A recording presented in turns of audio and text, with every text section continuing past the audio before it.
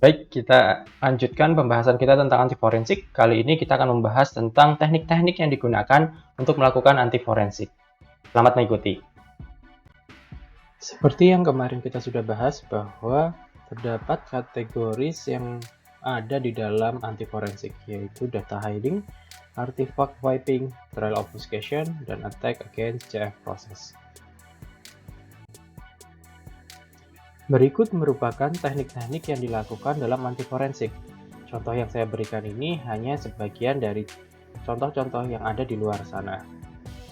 Untuk data hiding, terdapat pembuatan password, encryption, dan juga steganografi. Kemudian, untuk artifact wiping, terdapat disk cleaner, file wiping, dan juga disk destruction. Untuk trail obfuscation, kita memiliki log cleaner dan juga zombie akun. Dan untuk teknik terakhir, yaitu attack on CF process, kita memiliki signature manipulation dan juga zip bomb.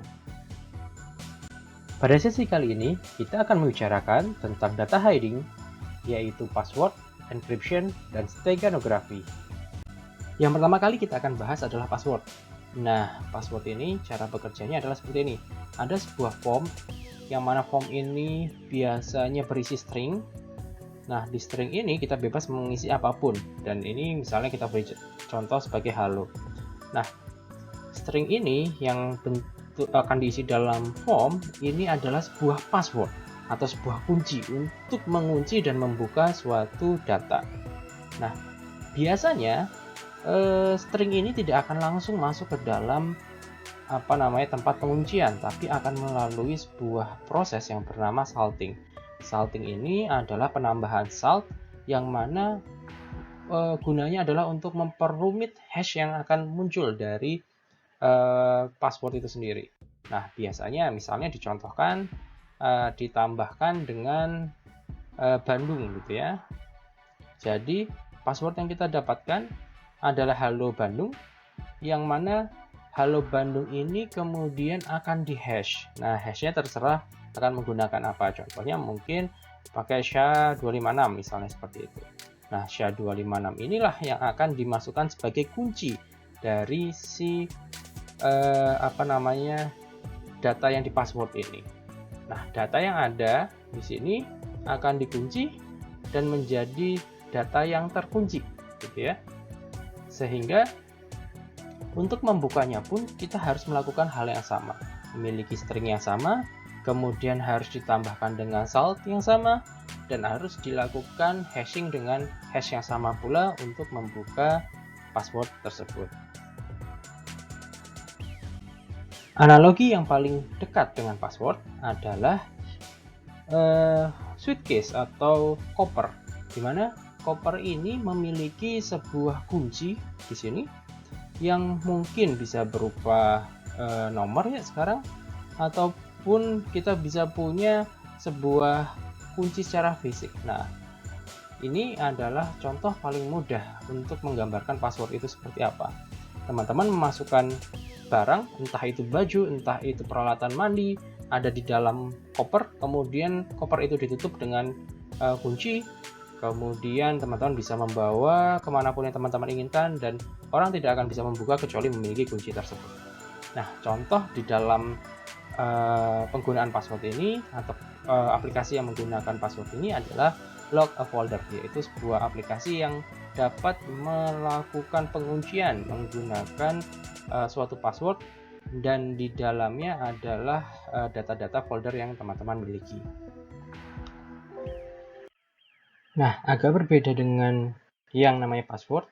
Di enkripsi ini, kalau tadi kita umpamakan masuk ke dalam suatu koper itu baju kita, alat mandi kita itu tidak berubah, namun di enkripsi ini ketika masuk ke dalam suatu algoritma tertentu yang biasanya berbentuk matematika, maka bentuknya berubah. Jadi kalau teman-teman memiliki halo, maka akan ditranslate menjadi suatu hal yang berbeda, yang mana untuk mentranslate ini juga dibutuhkan suatu kunci. Nah, jadi agak mirip di bagian kuncinya, namun berbeda di bagian ininya, gitu ya. sifat ini akan jauh berbeda dengan kata halo, yang mana nanti sifat ini dapat dikembalikan jika memiliki kunci yang tepat menjadi halo, sehingga agak berbeda dengan password yang hanya memasukkan ke dalam suatu tempat kemudian dikunci. Nah, yang ini adalah tempat tersebut mengubah isinya menjadi suatu hal yang berbeda gitu ya, dan ini adalah disebut sebagai encryption. Oke, mari kita bahas lebih jauh nih, apa sih enkripsi itu. Nah, si enkripsi ini ternyata dibagi oleh dua hal. Yang pertama adalah simetrik, di mana simetrik ini yang perlu teman-teman ketahui adalah pertama ada namanya plain text. Plain text ini adalah data yang teman-teman ingin miliki gitu ya. Nah, ini adalah password atau mungkin kunci yang teman-teman sudah buat di enkripsi yang bentuknya simetrik. Maka teman-teman ini akan melakukan enkripsi dan dekripsi menggunakan algoritma yang sama, kemudian akan merubahnya menjadi ciphertext, yang mana ciphertext ini adalah suatu hal yang sangat acak gitu ya, tidak bisa dibuka, tidak bisa dibaca dengan mudah. Nah, bagaimana cara mengembalikannya? Ya, tentu saja menggunakan algoritma yang sama dengan kunci yang sama, maka akan berubah menjadi yang namanya plain text. Ini adalah cara pertama, yaitu symmetric algorithm gitu ya. Dan yang kedua adalah asimetrik, di mana kalau tadi simetrik kita menggunakan kunci yang sama untuk melakukan enkripsi dan dekripsi. Nah, asimetrik ini kita menggunakan dua buah kunci gitu ya. Yang pertama, kunci tersebut disebut sebagai kunci publik, dan yang kedua disebut sebagai kunci privat. Kunci publik adalah kunci yang diberikan untuk publik. Jadi teman-teman ini memiliki suatu pasang kunci publik privat, yang publik ini boleh disebar kemana-mana. Ya, boleh di web misalnya, di website dan lain sebagainya. Nah, sementara kunci privat ini harus teman-teman simpan di tempat yang aman gitu ya. Misalnya teman-teman taruh di flash disk lah, atau misalnya taruh di sebuah folder yang aman gitu ya, dan tidak boleh dibagikan kepada siapapun. Nah, plain text yang teman-teman miliki akan dienkripsi menggunakan kunci publik dan akan menghasilkan ciphertext gitu ya. Nah, nanti untuk ciphertext ya, bagaimana mengembalikannya? Ya, silahkan dekripsi dengan kunci privat gitu ya. Tidak bisa teman-teman menggunakan kunci publik, kemudian mendekripsinya menggunakan kunci publik pula gitu. Tapi yang menarik, yang bisa teman-teman lakukan adalah teman-teman bisa tukar ini keduanya. Jadi teman-teman misalnya melakukan enkripsi menggunakan kunci private, kemudian nanti didekripsi menggunakan kunci publik, itu sangat memungkinkan. Kenapa? Karena pada dasarnya dua hal ini, kunci publik dan private ini adalah kunci yang berpasangan gitu ya. Jadi kalau teman-teman membuka menggunakan satunya, berarti menutupnya harus menggunakan satunya, dan itu bisa dibalik. Nah, karena ada dua macam gitu ya, dua macam penggunaan, menggunakan kunci publik untuk enkripsi atau menggunakan kunci privat untuk enkripsi, nanti kegunaannya berbeda.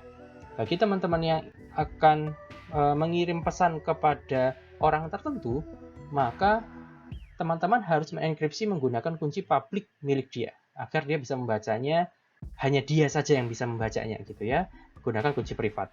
Namun kalau saya akan melakukan broadcasting kepada teman-teman, dan teman-teman ini harus mengetahui bahwa yang mengirimkan ini benar saya gitu ya. Nah, teman-teman saya akan menggunakan kunci private untuk mengunci pesan tersebut menjadi ciphertext, dan karena teman-teman memiliki public key saya, maka teman-teman dapat membuka pesan yang saya kirimkan. Nah, kemudian kita akan berbicara tentang yang namanya steganografi. Steganografi ini adalah menyembunyikan pesan ke dalam media tertentu. Contohnya adalah media gambar. Jadi ketika saya memiliki sebuah pesan bernama halo, kemudian akan saya embed ke dalam sebuah gambar, yang mana gambar ini nanti akan menjadi faselnya gitu ya, atau menjadi amplopnya, yang mana halo ini tidak akan terlihat sama sekali, karena yang teman-teman akan dapatkan adalah gambar yang sama dengan gambar faselnya gitu ya. Nah, bagaimana cara membukanya? Nanti teman-teman harus membuka menggunakan algoritma tertentu atau cara tertentu sehingga teman-teman bisa mendapatkan halo ini. Jika teman-teman masih penasaran dengan steganografi, silakan pause video ini dan teman-teman bisa melihat link yang ada di dalam video ini. Baik, jadi teman-teman sudah tahu nih bagaimana cara untuk melakukan data hiding yang dilakukan oleh orang-orang untuk menghilangkan jejak-jejak mereka atau untuk menghindari yang namanya forensik.